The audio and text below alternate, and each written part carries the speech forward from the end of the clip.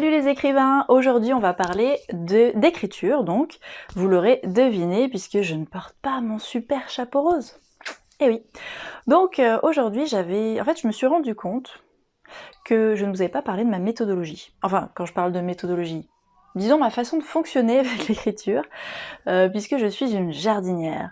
Et pour ceux qui ne connaissent pas, il y a une sorte de classification grossière, bien sûr, chacun ne rentre pas dans des petites cases, mais grosso modo, il y a pour les écrivains, les jardiniers et les architectes. Les architectes, ce sont ceux qui construisent vraiment des plans pour pouvoir écrire leur histoire, alors que les jardiniers écrivent beaucoup plus au feeling et fonctionnent soit sans plan, soit avec un plan très light, on va dire, très léger. Donc moi, je fais partie de ces jardiniers qui fonctionnent au feeling. Alors, c'est parti pour ma non-méthodologie de choc ou mon petit bazar d'écrivain. Alors, premièrement, comment commence une histoire avec moi? Eh bien, les idées, j'imagine comme vous, viennent d'un peu partout. Ça peut venir d'un rêve, ça peut venir d'un livre, d'un film, d'un reportage, de faits divers, de quelque chose que j'ai constaté au quotidien ou d'un détail qui a déclenché une idée extraordinaire dans mon esprit, je ne sais pas. En tout cas, voilà, ça peut venir de n'importe où, d'une réflexion aussi. Certains de mes romans sont venus ou de mes histoires sont venues de réflexions. Voilà, donc les idées viennent un peu de cette façon, et puis ensuite, eh bien, je me sers du papier. J'ai besoin de poser mes idées sur le papier. C'est vrai que j'essaie de réfléchir si j'ai déjà commencé une histoire directement sur l'ordi, mais je ne crois pas.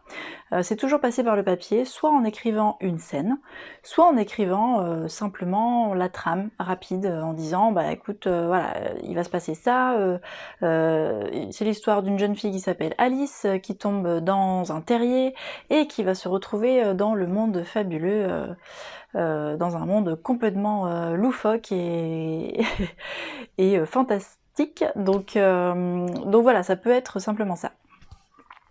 Ensuite seulement, je me sers de l'ordinateur pour développer tout ça. Mais, petite précision tout de même. Et oui, alors comment elle continue cette histoire? Il faut savoir que j'ai vraiment un rapport de nécessité avec le papier et avec l'ordinateur. Ce sont tous les deux des outils indispensables. Donc en fait, je vais commencer à écrire, en tout cas c'est comme ça que ma méthode évolue, que ma non-méthode évolue, c'est écrire une trame générale sur le papier, poser mes idées sur l'histoire, sur le papier, et développer mes premiers chapitres en disant « Ok, dans le chapitre 1, il va se passer tel événement, dans le chapitre 2, tel événement. » Bien sûr, ceci n'est pas à prendre, comment dire, je ne me ferme pas de porte. Voilà. Pour moi, le plan doit être un guide. Enfin, quand je parle de plan, bien sûr, vous aurez compris que j'en ai pas vraiment. Mais quand j'écris des choses, ça doit me servir de guide.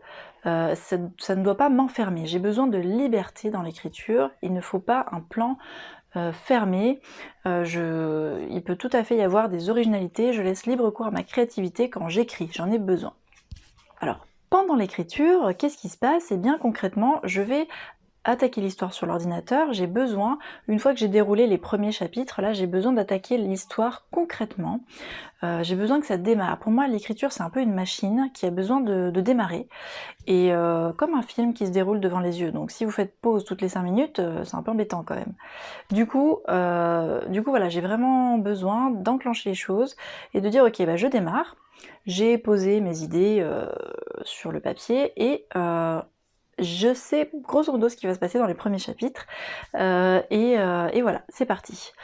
Par contre, là où le papier va m'être très utile, c'est pour les blocages.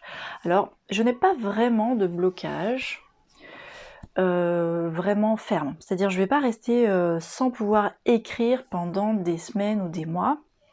Simplement, je sens la machine s'enrayer. et je me dis ok, là va falloir que je pose mes réflexions sur le papier pour savoir où je vais, puisque visiblement il va falloir que je prenne un tournant dans l'histoire, il va falloir que je prenne une direction soit différente, soit que je précise cette direction. Donc voilà, je vais poser mes questions, mes pistes sur le papier, je vais les challenger. Voilà, c'est important pour moi et ça me permet vraiment de ne pas rester bloquée complètement. Ok, j'arrive, par exemple, j'arrive dans l'histoire, ok, tel personnage, le personnage principal a fait des révélations aux autres personnages, et qu'est-ce qui se passe maintenant? Qu'est-ce que chaque personnage en fait de ces révélations? Qu'est-ce que ressent le personnage principal? Comment ça va se passer pour lui? Et surtout, qu'est-ce qui va se passer ensuite, dans le sens en termes d'action? Voilà, quelle nouveauté il faut que j'intègre à mon roman pour que ça continue d'être intéressant, pour que l'intrigue se tienne aussi. Donc voilà, donc je vais challenger mes pistes, je vais dire ok, si elle part dans cette direction, il se passe quoi? C'est quoi les conséquences sur l'histoire et sur les personnages? Si je pars dans telle autre direction, bon bah ok, est-ce que c'est intéressant? Est-ce que c'est pertinent? Est-ce que ça, les imbrications que j'ai mises en place, est-ce que les choses que j'ai mises en place avant vont bien se développer pour la suite ou pas? Ah, donc vous l'aurez compris, pour résumer, en gros, je ne fonctionne pas avec un plan strict, j'ai besoin de liberté, j'ai besoin que l'écriture soit fluide, j'ai besoin de laisser l'inspiration, la créativité parler, et j'ai besoin voilà, de me laisser, de fonctionner vraiment au feeling, avec seulement des petits jalons. Voilà, je me suis rendu compte au fur et à mesure de l'écriture, et surtout depuis que je publie, que j'ai besoin quand même de jalons, pour dire ok, à cet endroit-là il devrait se passer ça. Si je le décale un peu, c'est pas grave, mais au moins je sais qu'il va y avoir cet élément-là, il va y avoir cet élément-là. La fin, des fois elle s'impose à mon esprit dès le début, mais elle peut être modifiée en cours de route pour les besoins de l'histoire, pour que ça reste pertinent, quoi. Voilà, donc je m'adapte beaucoup à l'histoire, à comment elle vient, et aux éléments que j'ai réussi à trouver en cours de route, qui peuvent parfois être assez surprenants, même pour moi. Voilà, donc c'est ma petite façon à moi, mon petit bazar d'écrivain. J'espère que ça vous sera utile. En tout cas, moi je suis contente d'avoir partagé ça avec vous, et je vous souhaite une très belle journée, une grande créativité, plein d'histoires, plein d'inspiration et très peu de blocage. Allez, à bientôt pour une prochaine vidéo, et n'oubliez pas de liker celle-ci. Salut!